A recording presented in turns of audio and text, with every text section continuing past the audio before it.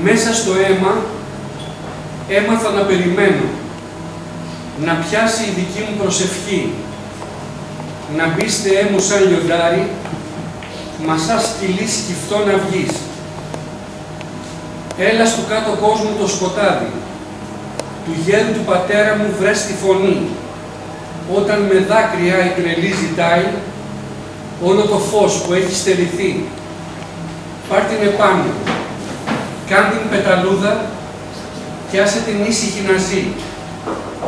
Κι όσο για μένα που μπροστά σου γονατίζω και νιώθω την ανάσα σου στην πλάτη μου καυτή, λέω ξέρω με θες, γι' αυτό σου ψιθυρίζω.